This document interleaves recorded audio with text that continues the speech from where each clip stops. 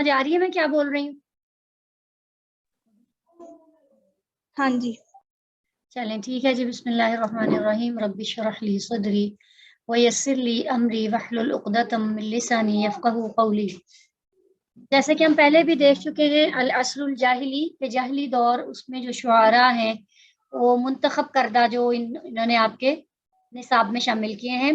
पहला शायर है तरफा बिनुल अब्द, इसके अशार हैं और इसके साथ ये जो लाम लिखा आपको नजर आ रहा है ली तरफा बिनुल अब्द, इसका मतलब होता है बाय।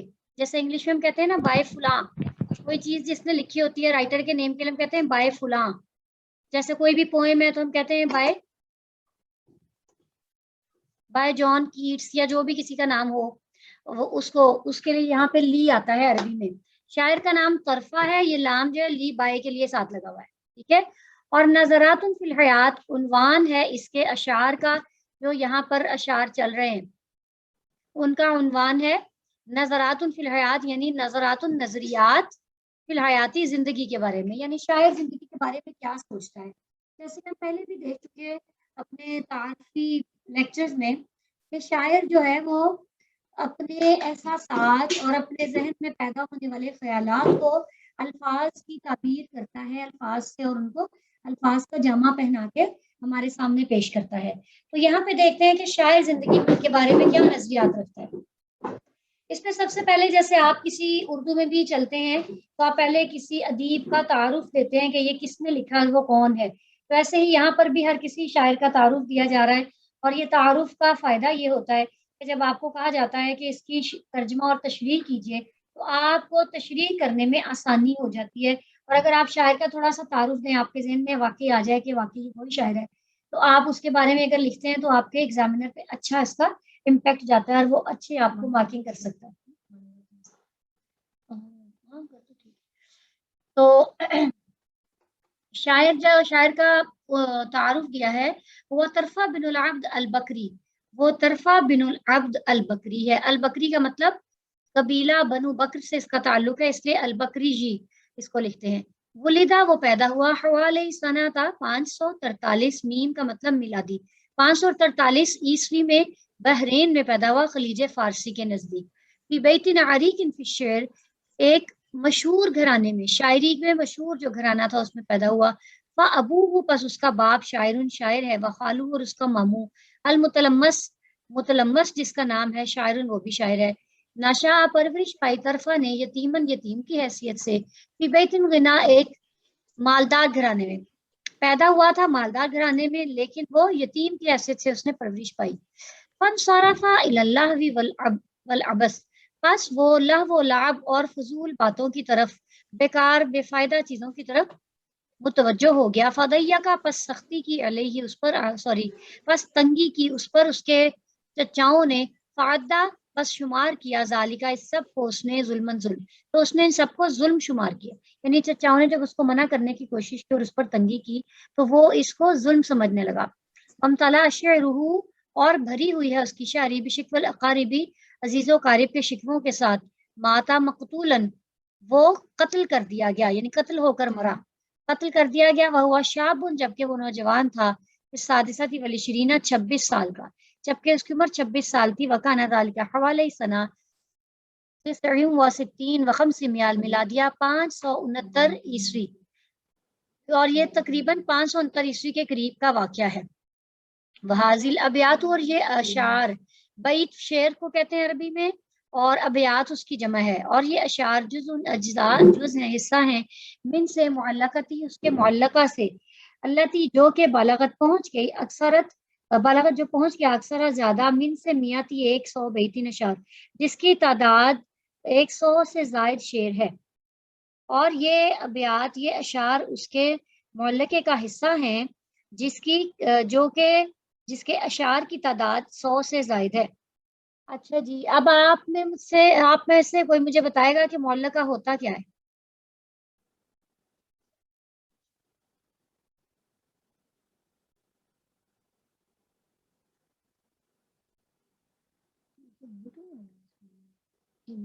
सारे میم آپ نے بتایا تھا معلقات وہ جی مخصوص یا ایسے قصائد جو لٹکائے جاتے تھے حرم کے دروازے پر شاید. حرم نہیں، بیت اللہ کے جی استار پر لٹکائے جاتے تھے. اور وہ کیوں لٹکائے جاتے تھے، وجہ کیا ہوتی تھی؟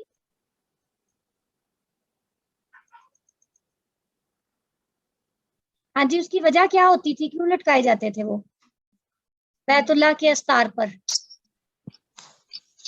کیونکہ وہ ان کی نظر میں وہ مطلب بہت اچھے اور بہت عمدہ ہوتے تھے، یعنی ایک ان کا ایک عظیم لیول جسے کہہ لیں. اچھا جی، ٹھیک ہے، اس طرح صحیح ہے. وہ جو ان کے نظر میں وہ بہت اچھے اور بہت ایک معیار رکھتے تھے، تو اس لیے وہ نا تب بیت اللہ کے استار پر لٹکا دیتے تھے. جی بالکل، ان کو ان کی عمدگی کی وجہ سے جو فضیلت دی جاتی تھی، جب وہاں پر مقابلے ہوتے تھے اور فضیلت جس کو دی جاتی تھی اور جو بیسٹ ہوتا تھا وہ اپنے عمدہ ہونے کی وجہ سے بیت اللہ کے استار پر لٹکایا جاتا تھا. اور اب جو اس کا معلقہ ہے، یہ بھی صاحب معلقہ ہے، اور اصحاب معلقات میں اس کا شمار ہوتا ہے، طرفہ بن العبد کا. تو اس کا معلقہ بھی اپنی عمدگی کی وجہ سے بیت اللہ پر اس کا قصیدہ بھی لٹکایا گیا تھا، یہی قصیدہ جو کہ ہماری اس کتاب میں شامل ہے. فتناولت اغراض متعددہ، اس کے مختلف اغراض ہیں. فقط بدا بالوقوف علی الاطلال، پس اس نے اس کا آغاز تیلوں پر کھڑے ہونے سے کیا، جیسے کہ میں نے آپ کو پہلے بتایا تھا، تیلوں پر کھڑے ہونے سے اس نے اس کا آغاز کیا تھا. کیونکہ تیلوں پہ عموماً کبھی ان کی محبوبہ ان سے ملی ہوتی تھی اور کبھی ان سے جدا ہوئی ہوتی تھی، تو وہ اس کو دیکھ کے جو واقعہ ان کے ذہن میں آتا تھا وہ بیان کرتی تھی. تو انہوں نے اس نے بھی اپنے معلقہ کا آغاز تیلوں پر کھڑے ہونے سے کیا. ناقتی، اور پھر اس کے بعد وہ اپنی اونٹنی کے وصف کی طرف منتقل ہو گیا، یعنی اس کے بعد اس نے اپنی اونٹنی کا وصف بیان کیا. ثم اخذ يتحدث، ثم پھر آخذہ وہ لگا یتحدث، گفتگو کرنے نفسی اپنے بارے میں. پھر اس نے اپنے بارے میں بتایا. فوصف حبہ، پس اس نے بیان کیا اپنی محبت کو، للہ والحرب، جنگ کے لیے اور لہو و لعب کے لیے، واستحادہ عشیرتہ لہو، اور اپنے خاندان کی جو اس پر سختیاں کی گئی تھی اس کے بارے میں بتایا. لأنہ لا یحرص علی الحیات، کیونکہ وہ زندگی پر حریص نہیں تھا. کما یحرصون علیہا، جیسے کہ وہ لوگ زندگی پر حریص تھے، یعنی جیسے اس کے خاندان والے زندگی کو بہت زیادہ زندگی جینے کے بارے میں لالچی تھے، ایسے وہ نہیں تھا. وفی الابیات المختارہ،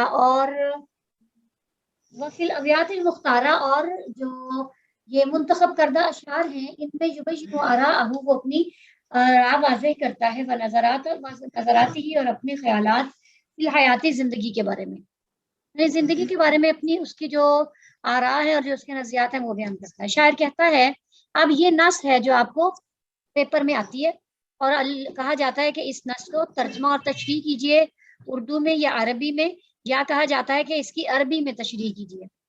تو ہم اس کو اردو میں ترجمہ اور تشریح اس کی دیکھتے ہیں.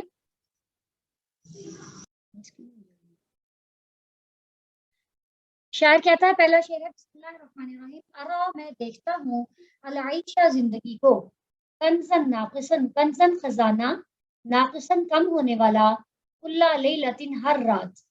میں سمجھتا ہوں یا میں دیکھتا ہوں زندگی کو، کنزن ناقصن، ایک کم ہونے والا خزانہ، کل لیلۃ ہر رات، وما، اور جو، تنقصو کم کرتے ہیں، الایام، دن، والدہر، اور زمانہ، ینفدی، وہ ختم ہو جاتا ہے. اور جو دن اور زمانہ کم کرتا ہے وہ ختم ہو جاتا ہے. میں زندگی کو ہر رات کم ہونے والا خزانہ سمجھتا ہوں، اور جو دن اور زمانہ کم کرتا ہے وہ ختم ہو جاتا ہے. لعمرک، البتہ تیری عمر کی قسم، لعمرک، البتہ تیری عمر کی قسم، ان الموت، بے شک موت، ما نہیں، اخطا، چھوڑتی، بھول جاتی، الفتى، کسی نوجوان کو، بے شک موت کسی نوجوان کو نہیں چھوڑتی یا اس میں خطا کر دیتی یا اس کو بھول جاتی. لا، البتہ، کا مانن، اطولی، لمبی کی ہوئی رسی، المرخا، جو ڈھیلی کی گئی ہو، اطولی، لمبی، المرخا، ڈھیلی کی ہوئی رسی کی مانند، و، اور، سندیاہو، اس کے دونوں سرے، بالیدی، ہاتھ میں ہو، اور جس کے دونوں سرے ہاتھ میں ہو، البتہ، لمبی ڈھیلی کی ہوئی رسی جس کے دونوں سرے بالیدی، ہاتھ میں ہو. تیری عمر کی قسم، بے شک موت نوجوان کو نہیں چھوڑتی، البتہ اس لمبی کی ہوئی ڈھیلی کی ہوئی رسی کی مانند جس کے دونوں سرے ہاتھ میں ہوں۔ وظلم ذوی القربا، اور ظلم ذوی والے، القربا قرابت والے یعنی رشتہ داروں کا ظلم، اشد مضادتاً زیادہ تکلیف دہ ہوتا ہے، علی المرئی آدمی پر، من سے وقعی ضرب سے، الحسام تلوار، المہندی ہندی تیز ہندی تلوار کی کاٹ یا اس کی ضرب سے زیادہ تکلیف دہ ہوتا ہے، اور رشتہ داروں کا ظلم آدمی پر تیز ہندی تلوار کی کاٹ سے زیادہ تکلیف دہ ہوتا ہے۔ ستبدی، ان قریب واضح کریں گے، لکل ایامو، تیرے لیے دن، ما کنتا نہیں تھا تو جاہلن، ما کنتا جو تھا تو جاہلن ناواقف، یعنی ایسی چیزیں تیرے سامنے دن لے کر آئیں گے جن سے تو ناواقف تھا، جن سے تو بے خبر تھا، جاہل تھا، تجھے علم نہیں تھا۔ وَيَأْتِيكَ، اور لائے گا تیرے پاس، بالاخباری خبریں، من جس کو لم نہیں تزودی، تو نے زیادہ راہ دیا ہوگا، اور آئے گا تجھ پر خبروں کے ساتھ جس شخص نے جس کو تو نے زیادہ راہ نہیں دیا تھا۔ یہ تو ایک ہم نے اس کا مجموعی طور پہ جائزہ لیا۔ اب ہم شعر کے حوالے سے دیکھتے ہیں کہ شاعر کیا کہنا چاہتا ہے۔ شاعر پہلے شعر میں کہتا ہے ارالعیش کنزن ناقصن، میں زندگی کو ہر رات کم ہونے والا خزانہ سمجھتا ہوں۔ ہاں جی، شاعر نے زندگی کو مقام دیا ہے ایک خزانے کا۔ وہ کہتا ہے کہ انسان کو جو قیمتی ترین متاع ملی ہے، جو قیمتی ترین چیز ملی ہے، وہ ہے اس کی زندگی، لیکن وہ ایسا خزانہ ہے، وہ زندگی ایسا خزانہ ہے جو ہر رات کم ہو رہا ہے۔ یعنی ہر رات کم ہو رہا ہے کا مطلب کہ ہر رات جو گزرتی ہے وہ ہماری زندگی کو کم کر دیتی ہے۔ آپ اس سے اتفاق کرتے ہیں؟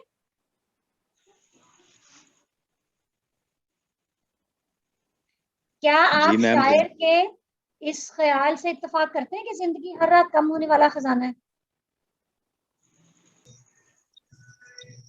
وقت کے ساتھ میم کمی ہو رہی ہے زندگی۔ جی بالکل ایسے ہی ہے کہ ہے ہمارے لیے قیمتی ہے، لیکن ہر رات اس خزانے میں کمی آتی جا رہی ہے۔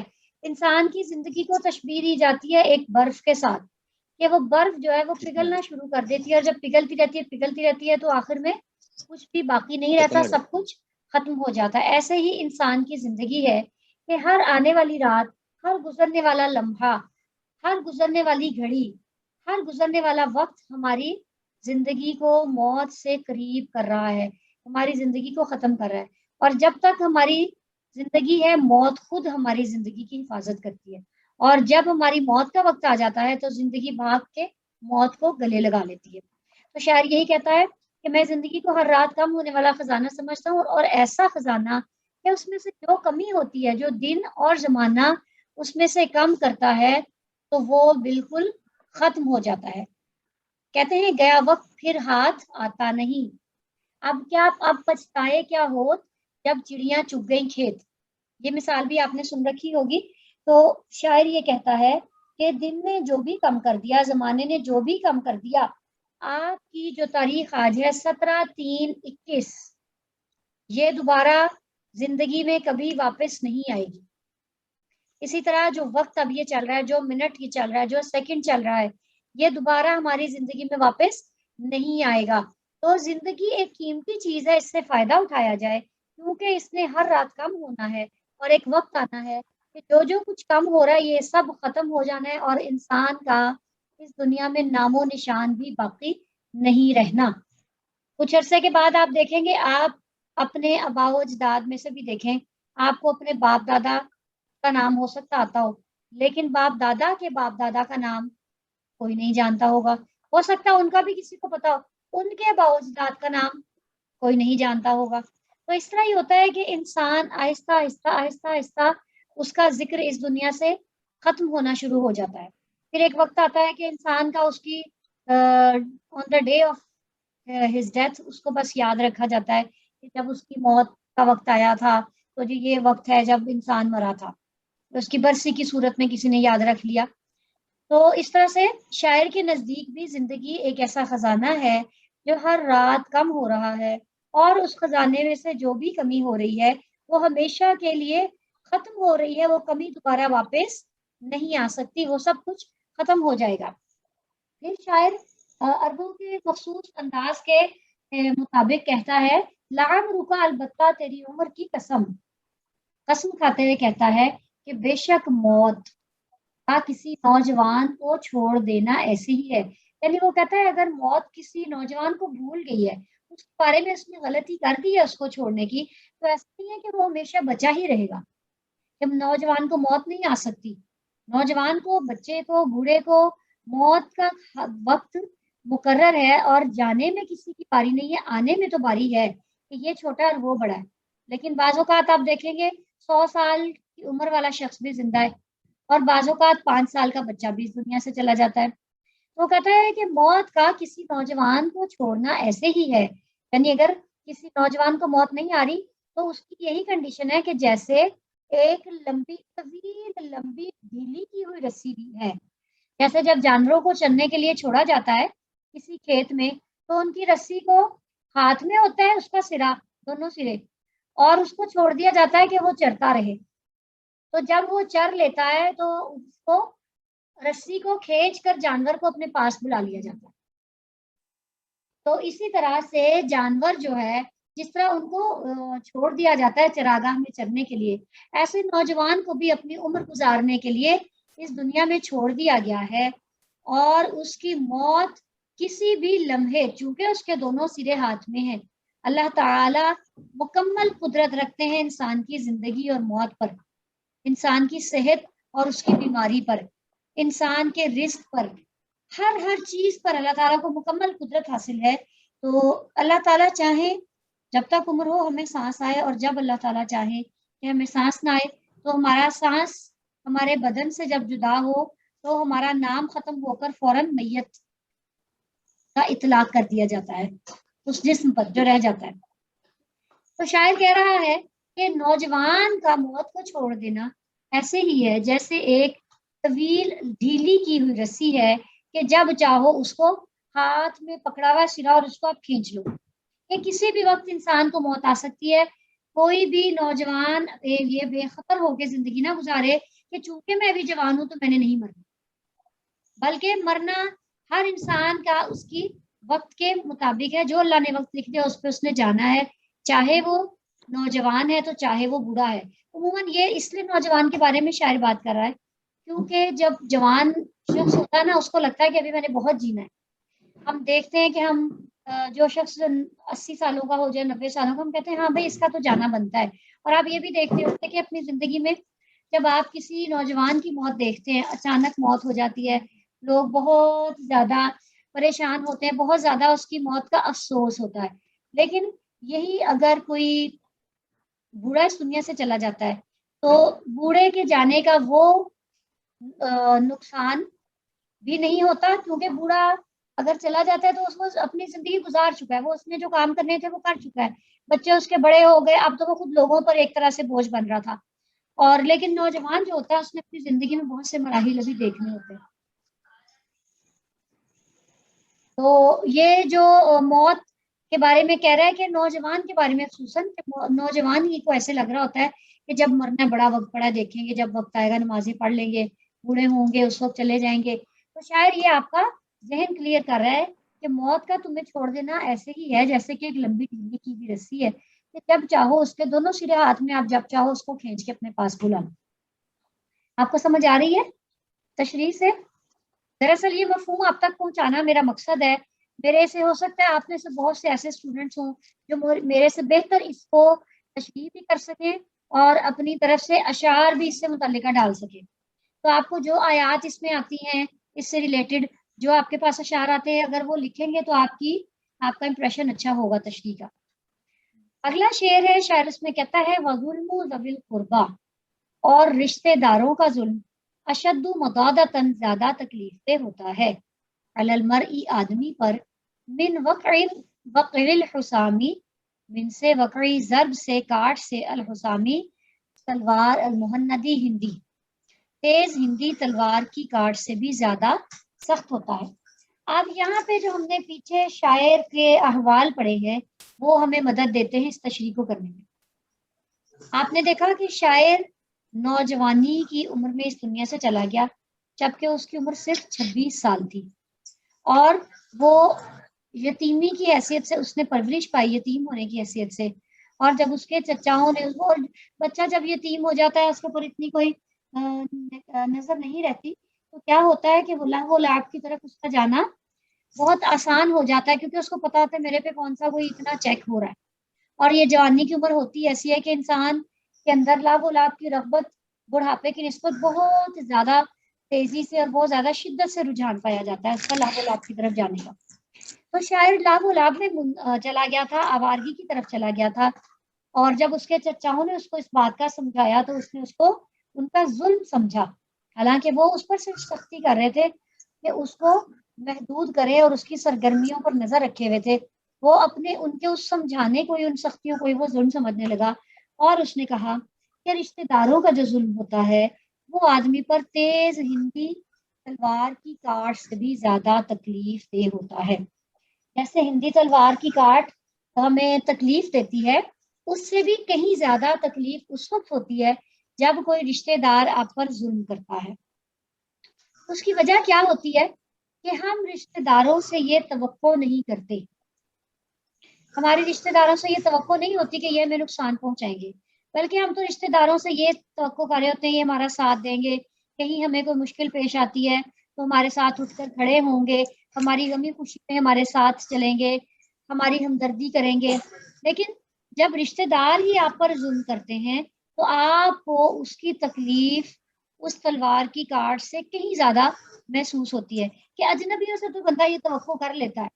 اور انسان، آپ یہ دیکھیے گا کہ انسان کو ہمیشہ دکھ تبھی ہوتا ہے جہاں وہ ایکسپیکٹیشنز رکھتا ہے، جہاں وہ اپنی توقعات وابستہ کر لیتا ہے لوگوں سے کہ یہ تو بندہ مجھے کچھ کہہ ہی نہیں سکتا.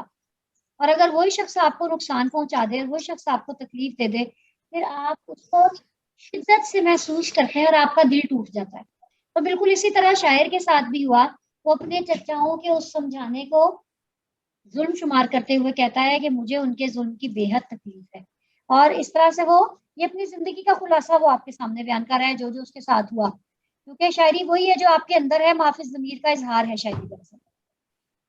پھر وہ کہتا ہے ستبدی لکل ایامو، تا ان قریب تبدی ظاہر کریں گے لگا تیرے لیے الیام الدن، ماں کنتا جو تو تھا جاہلن نہ واقف.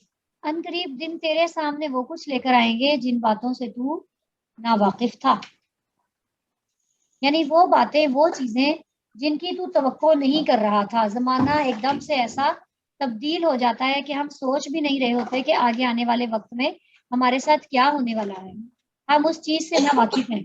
اور پھر وہ شخص تیرے پاس خبریں لے کر آئے گا جس کو تو نے زیادہ راہ نہیں دیا تھا.